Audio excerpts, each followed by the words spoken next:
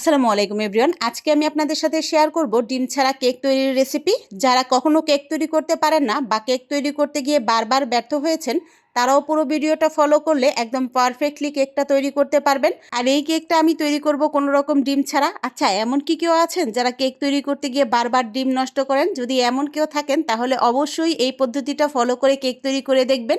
আর আমি গ্যারান্টি দিয়ে বলতে পারি, আপনি যদি পুরো ভিডিওটা ফলো করে কেক তৈরি করেন তাহলে আপনিও এরকম এগলেস সফট কেক তৈরি করতে পারবেন। আর অনেক ইন্ডিয়ান ভাই বোনেরা আছেন যারা ডিমটাকে অ্যাভয়েড করতে চান, তারা অবশ্যই এই পদ্ধতিটা ফলো করে বাসায় একবার ট্রাই করে দেখবেন। আশা করি পারফেক্টলি তৈরি করতে পারবেন। আর কখনো যদি বাসায় ট্রাই করে থাকেন, আমাকে কমেন্ট বক্সে কমেন্ট করে জানাতে পারেন আপনাদের কেকটা কেমন হয়েছিল। আর আমার চ্যানেলটাকে সাবস্ক্রাইব করে রাখতে পারেন এইরকম সহজ এবং মজাদার রেসিপি পেতে। তো চলুন তাহলে দেখে আসি এর পুরো প্রস্তুত প্রণালী। কেকটি তৈরি করার জন্য প্রথমে এখানে আমি 1.5 কাপ পরিমাণ ময়দা নিয়ে নিচ্ছি। রেগুলার চায়ের কাপ মেপে 1 কাপ, পরবর্তীতে আরও হাফ কাপ পরিমাণ ময়দা আমি এখানে অ্যাড করেছি। বেকিং পাউডার নিয়ে নিচ্ছি 1 চা চামচ পরিমাণ। বেকিং সোডা নিয়ে নিচ্ছি 1/4 চা চামচ পরিমাণ। এখানে বেকিং পাউডার এবং বেকিং সোডা দুটোই ব্যবহার করার চেষ্টা করবেন, এতে করে কেকটা অনেক বেশি সফট হবে। এখন সবগুলো উপকরণ খুব ভালো করে চেলে নিচ্ছি। লবণ দিয়ে দিচ্ছি 1/4 চা চামচ পরিমাণ। চিনি দিয়ে দিচ্ছি হাফ কাপের থেকে সামান্য একটু বেশি। আপনারা চাইলে চিনির পরিমাণটা বাড়িয়ে বা কমিয়ে দিতে পারেন, আপনাদের টেস্টের উপর ডিপেন্ড করে। অনেকে দেখা যায় মিষ্টি বেশি খেতে পছন্দ করেন, সেক্ষেত্রে চিনির পরিমাণটা একটু বাড়িয়ে দিবেন।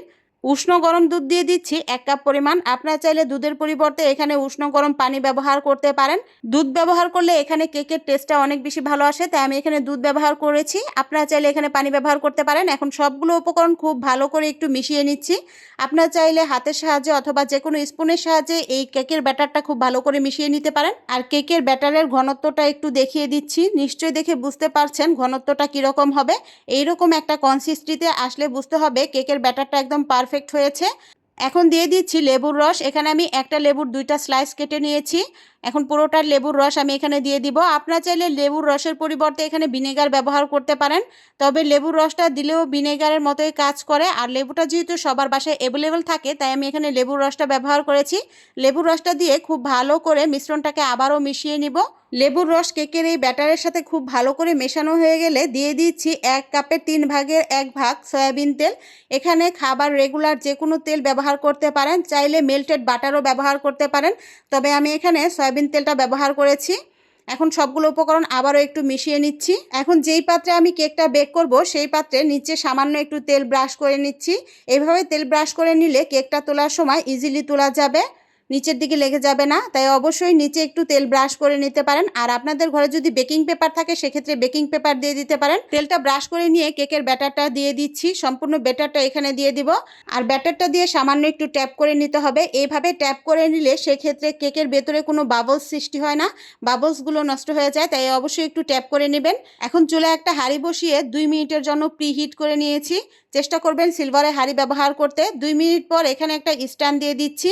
স্ট্যান্ডের উপর কেকের ব্যাটারটা দিয়ে প্রায় 20 মিনিটের মতো খুব ভালো করে বেক করে নিব। আর বেক করার সময় অবশ্যই চুলার জালটা একদম লো হিটে রাখতে হবে। লো হিটে এইভাবে ঢেকে 20 মিনিটের মতো বেক করলেই কেকটা একদম পারফেক্টলি বেক হয়ে যাবে।